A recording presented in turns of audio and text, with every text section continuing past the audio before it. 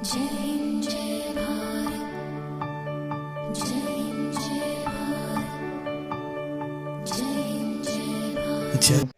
ये कह रही है कि तमाम अपोजिशन जमातों को और तमाम कम्युनिटीज़ को भी, तमाम स्टेक होल्डर्स को ऑन बोर्ड लिया गया है। अब आप ज़ाहिर है सियासत के साथ साथ आप बिजनेसमैन को भी आप रिप्रेजेंट करते हैं, उस कम्युनिटी में भी आप रहते हैं, तो ये क्या वाकई तमाम स्टेक होल्डर्स को इस मिनी बजट पर ऑन बोर्ड लिया गया है और सिर्फ अपोजिशन के इस पर एतराज़ात हैं या बिजनेस कम्युनिटी भी इस पर अपने तहफ़्फ़ुज़ात रखती है?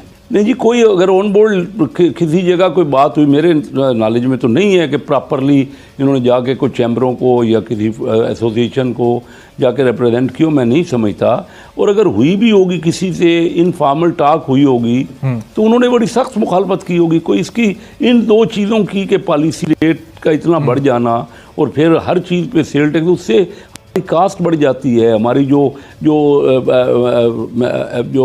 पैसे हम वो स्टकअप हो जाते हैं। रिफंड तो मिलते हैं, बड़ी देर बाद रिफंड मिलता है ना सेल टैक्स का अगर किसी, और चीज़ों की जब कीमत बढ़ जाती है तो उसकी सेल भी नहीं होती, मार्केटिंग नहीं है, प्रोडक्शन हमारी कम होती है।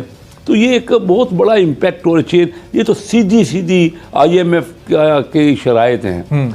मुझे ये समझ नहीं आती हमने अपने मुल्क की क्या हालत बना दी है। आखिर दूसरे मुल्क भी हैं, हमें क्या हो रहा है कि कैसे सब ज़ाहिर है हुकूमत, कोई भी हुकूमत जानते बूझते तो कोई अनपॉपुलर डिसीजन नहीं लेती। बड़ा मुश्किल होता है किसी भी हुकूमत के लिए अनपॉपुलर डिसीजन लेना। हुकूमत ले रही है तो ज़ाहिर है उसकी भी मुआशी मुश्किलात, मजबूरियाँ अपनी जगह पर होंगी।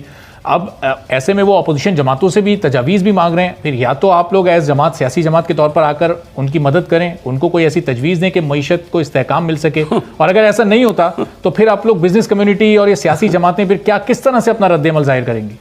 देखिए, तजवीज़ें तो बहुत हैं। अगर इन्होंने कोई अमल करना होता, पहले दिन से हमने इनसे कहा, मियाँ शहबाज शरीफ साहब ने कहा, बिलावल भुट्टो जरदारी ने कहा, मैंने कई तकारीर की और आपके मीडिया पे भी कहा कि भाई आप चार्टर ऑफ इकानमी करें, आप मिल बैठ के सबके मशवरे अपनी इकानमी करें। और फिर हम ये बातें अपनी जो हमारी स्टैंडिंग कमेटी है फाइनेंस की, वहाँ भी कहते रहे। बड़े आसान हल है, दो आसान सी बातें हैं। हमारे तकरीबन 4000 या 5000 अरब रुपए हुकूमत के रफली है, क्योंकि एग्जैक्ट हुकूमत रिवील नहीं कर रही, बताना चाहिए इनको। वो हुकूमत के उन चीज़ों में फंसे हुए हैं जो कि नेशनलाइज यूनिट है, जिनमें बड़ी बड़ी ज़मीनें हैं, जो रेलवे है, जो बिजली के और गैस की डिस्ट्रीब्यूशन कंपनियां हैं। तो ये PI है, ये 4-5 हज़ार अरब रुपए फंसा हुआ है और उसमें उसके बावजूद 700-800 अरब रुपए सालाना खसारा होता है।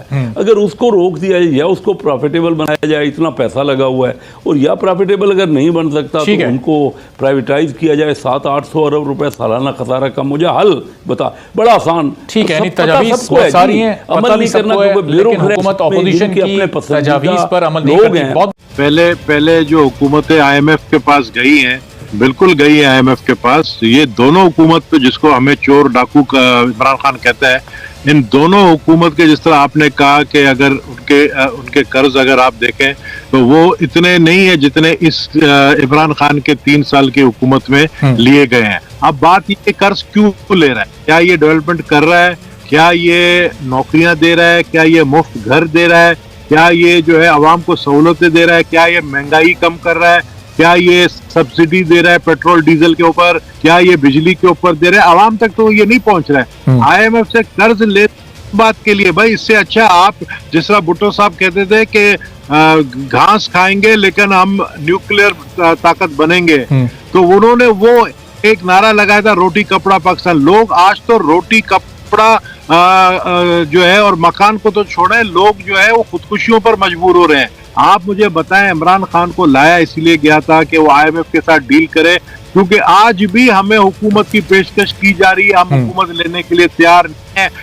जिस सिचुएशन में इस हुकूमत को लाया गया है, ऐसे हालात में हुकूमत चलाएगा। हमने मना कर दिया, हमें हुकूमत का ऑफर हुआ इन हाउस चेंज का, हमें कहा गया आप अपना कोई बंदा लेकर आए, हमने कहा इस फॉर्मूले को हम रिजेक्ट करते हैं। आप इमरान खान जान छोड़ाएं, उसके बाद आप केयर टेकर गवर्नमेंट लाते हैं, जो भी लेकर आते हैं आप लोगों की मर्जी है, आप लेकर आए, आप ही भुगतो। तो बात यह है कि मुल्क को दिवालिया करने वाला मुल्क को जो है इस वक्त जो आवाम को कशकोल हाथ तो नबील गबूर साहब, ये इस मौके पर अभी तो इस हुकूमत के 4 साल भी नहीं हुए, इस मौके पर आप लोग हुकूमत संभालने के लिए तैयार नहीं है। बकौल आपके आपको ऑफर भी हुई, फॉर्मूला भी जरदारी साहब से मांगा गया, तो अगर ये हुकूमत अभी साल से 1.5 साल और रहती है तो आप लोगों की नुक्ते नजर के मुताबिक तो तबाही और ज्यादा हो जाएगी। तो फिर उस वक्त आप लोग कैसे तैयार होंगे हुकूमत संभालने के लिए?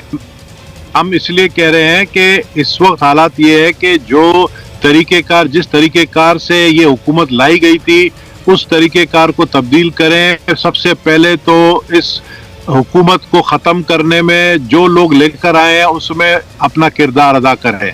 जिन्होंने आरटीएस बंद किया, जिन्होंने 2 दिन के बाद रिजल्ट अनाउंस किया, आज उनके गले में ये बात पड़ गई है। सबसे पहले तो इमरान खान से जान छुड़ाएं, क्योंकि इमरान खान एक सियासी बंदा है नहीं। एम्पायर जो है वो एम्पायर बदल गया है। अब जो है जो एम्पायर आया है उस पर हमें उम्मीदें हैं। हम समझते हैं कि इस वक्त जो एम्पायर है वो पहले की तरह पिछले वाले एम्पायर से जो है मुख्तलिफ है, और हम यही चाहते हैं कि हमारे इदारे जिनकी इज्जत हम खुद करते हैं, और हमने खुद पीडीएम से जब अलहदगी ली तो हमने नवाज शरीफ साहब को कहा कि हमारे इदारों को या हमारे फौज को ना घसीटे सियासत में। लेकिन फिर हमें ये भी सोचना चाहिए कि मरियम नवाज शरीफ साहबा या नवाज शरीफ या जितने ऑपोजिशन के पार्टीज के लीडर्स हैं उनको क्यों नहीं इजाजत दिया जा रहा है कि वो इलेक्शन लड़े। इस मुल्क के अवाम को क्यों अंपायर नहीं बना रहे, और अंपायर से क्यों सबने उम्मीदें बांधी हुई? अगर ये अंपायर की बनाई हुई कौमी असेंबली और लाई हुई हुकूमत है तो फिर पीडीएम में तो कई बार इस बात का फैसला हुआ कि जी इस्तीफे दे दिए जाएं। आपकी वो जमात थी कि जिसने इस्तीफों के फैसले पर हमेशा इख्तिलाफ किया, और इसी बुनियाद पर फिर आप लोग अलहदा भी हुए। दे देते आप इस्तीफे, ऐसी असेंबली में क्यों बैठे हुए हैं? फिर नवाज शरीफ साहब को हमने कहा था कि पंजाब असेंबली में सबसे पहले आप आए।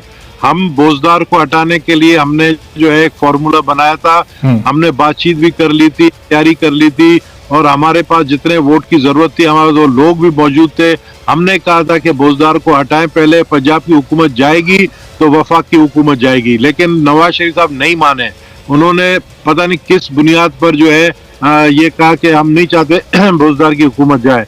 अब अभी भी हम चाहते हैं कि वफाक के अंदर जिस तरह सेनेट में हम जीते हैं, जिस तरह सेनेट में हमने जो है 16 वोटों से यूसुफ रजा गिलानी को इलेक्ट किया, इसका क्या मतलब है? यानी आप नेशनल असेंबली के अंदर मेजॉरिटी आपके पास है, यानी हमने वो करके दिखा। आज भी हम वोट ऑफ नो कॉन्फिडेंस ला सकते हैं, लेकिन मुस्लिम लीग नून वाले तैयार नहीं है। उनका पता नहीं क्या एजेंडा है, वो किसी और एजेंडे पे काम कर। लेकिन हम समझते हैं कि ये हुकूमत से अगर जान छुड़ानी है तो ये वक्त है, क्योंकि अगर अभी छुड़ाया इट्स नाउ और इट्स नेवर। तो मैं ये समझता हूं कि 2023 तक ये कौम इंतजार नहीं कर सकती। कौम और भूखी मरेगी, कौम और खुदकुशियां करेगी, और महंगाई बढ़ जाएगा, मुल्क और दिवालिया हो जाएगा। उस तक जो है हम वेट नहीं कर सकते।